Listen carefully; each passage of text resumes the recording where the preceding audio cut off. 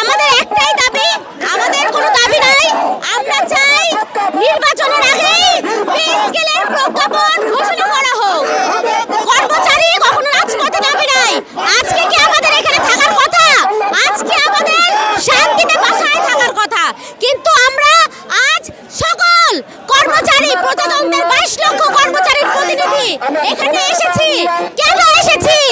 একটা দাবি, সেই দাবি প্রজ্ঞাপন পে স্কেলের গেজেট চাই নির্বাচনের আগে।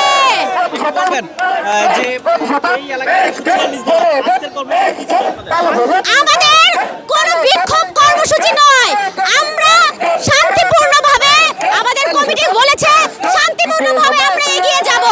যেখানে আমাদের বাধা দেওয়া হবে আমরা সেখানে অবস্থান করে আমাদের দাবি আদায়ের জন্য স্লোগান দিব। এছাড়া দেশের কোনো ক্ষতি, রাষ্ট্রের কোনো ক্ষতি, জনগণের ক্ষতি করার আমাদের কোনো ইচ্ছা নেই। আমাদের পে স্কেল আমাদের দিয়ে দেন, আমাদের ন্যায্য মজুরিটুকু আমাদের দিয়ে দেন, আমরা ঘরে ফিরে যাই। আমরা ঘরে ফিরতে চাই, প্রজ্ঞাপন নিয়েই ঘরে ফিরতে চাই। RICL TMX, যুগের পর যুগ স্থাপনা থাকে মজবুত।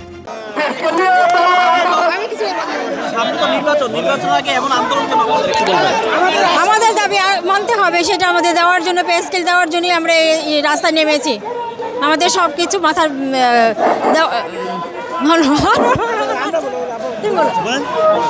দীর্ঘ 11 বছর ধরে কর্মচারী ন্যায় পে স্কেল থেকে বঞ্চিত। আমাদের পেটে ভাত নেই, আমাদের সন্তানদের লেখাপড়া করাতে পারছি না।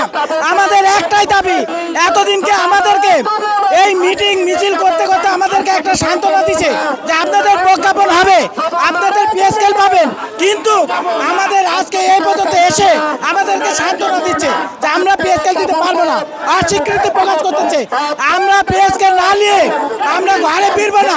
আমরা দরকার থাকলে রাস্তায় শুয়ে পড়বো। আমাদের সন্তানকে আমরা ঠিক মতন লেখাপড়া করাতে পারছি না, ভাত কাপড় দিতে পারছি না, চিকিৎসা করাতে পারছি না। আমাদেরও এই দেশের বাঁচার অধিকার আছে। আমরা চাই এই দেশের জনগণকে আমরা সেবা দিতে। আমাদের একটাই দাবি, নবম পে স্কেল ছাড়া আমরা ঘরে ফিরবো না। আমাদের একটাই লক্ষ্য, এই দেশকে আমরা সঠিকভাবে সার্ভিস দিয়ে আমরা সরকারকে সহযোগিতা করে সরকারকে আমরা আরো সামনের দিকে এগিয়ে নিতে চাই। আমাদের কোনো মিডিল মিছিল করা কোনো ইচ্ছা ছিল না, কিন্তু আজ আমাদের পেটের খিদায় আমরা রাস্তায় নেমেছি।